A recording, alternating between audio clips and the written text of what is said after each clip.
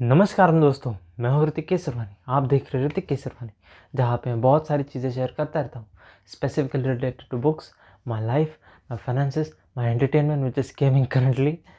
सो आज के इस वीडियो में हम बात करने वाले कि फेल आपको होना चाहिए कि नहीं अपने एग्ज़ाम में।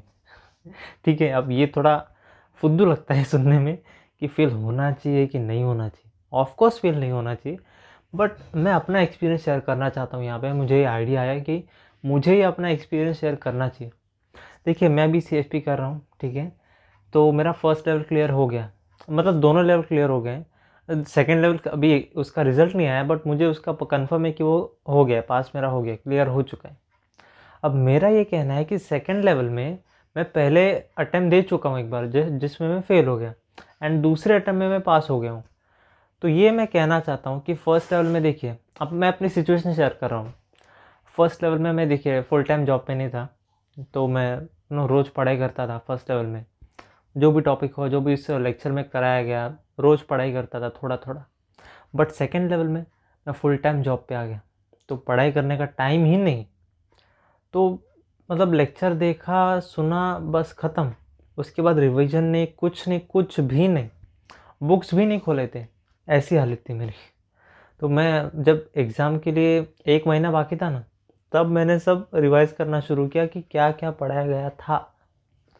तो तब मुझे कुछ याद ही नहीं कि इसका मतलब क्या है। वो वर्ड्स ऐसे थे कि उनका मीनिंग जानना बहुत ज़रूरी था। तो वर्ड्स ही नहीं पता है कि उसका मतलब क्या है, कॉन्सेप्ट ही नहीं समझ में आ रहा है, कुछ भी नहीं आ रहा है। तो मैंने वापस से सब पूछा अपने टीचर से, तब उन्होंने बताया, तब मुझे थोड़ा-थोड़ा याद आया कि हाँ, इसका मतलब ये था। तब मुझे थोड़ा लगा कि हाँ भाई, सेकंड लेवल दे सकते हैं। तो मैंने दे दिया एंड मैं फ़ेल हो गया, जो मुझे पता था कि फ़ेल होने वाला हूँ।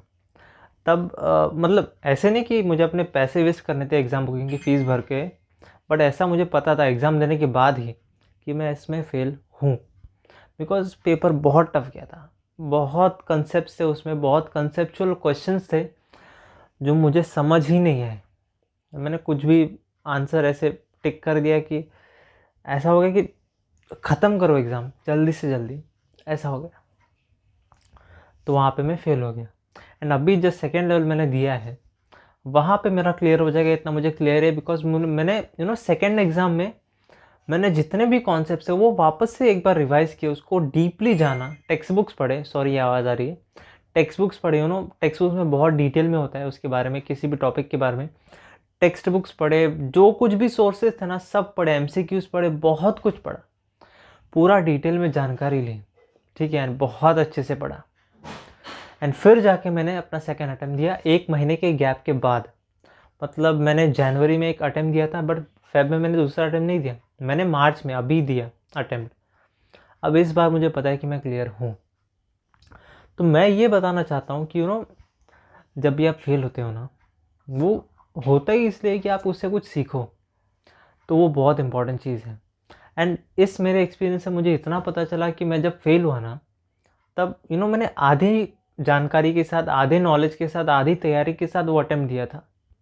लेकिन जब दूसरे अटेम्प्ट में के लिए गया मैं, तब मेरी पूरी तैयारी थी, पूरा नॉलेज था उस सब्जेक्ट के बारे में। तो मुझे फेल हुआ तो अच्छे के लिए हुआ ना, कि मुझे उस सब्जेक्ट को और डिटेल में पढ़ने के लिए टाइम मिला, वरना टाइम ही नहीं मिल पा रहा था, क्योंकि फुल टाइम जॉब था। सुबह 10 से लेके रात को 9 बजे तक पैक, कुछ भी नहीं।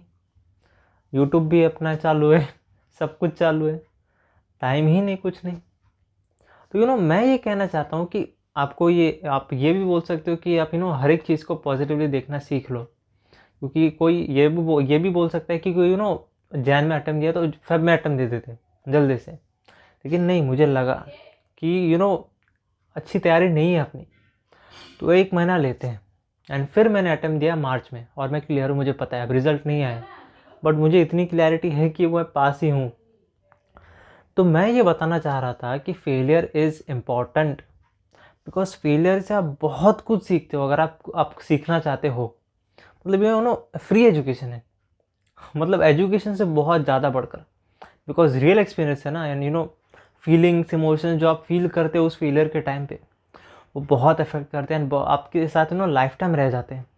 वो आपको याद रह जाता है, कितना भी रट्टा मारने की ज़रूरत नहीं पड़ती उसको, वो याद रह जाता है कि भी ऐसा ऐसा हुआ था, फिर हमने ऐसा किया तब वो सॉल्व हुआ।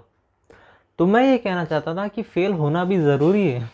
सही बोल रहा हूँ। मैंने बहुत सारे फेलियर्स देखे, मतलब इतने बड़े बड़े भी नहीं, छोटे छोटे अपने स्कूल लेवल के, एग्ज़ाम लेवल के देखे, और कुछ नहीं। बहुत कुछ सीखने को मिलता है, बट पहले इतना भी सीख नहीं पाता था, बिकॉज नहीं सीख पाता है, मैच्योरिटी नहीं थी उतनी।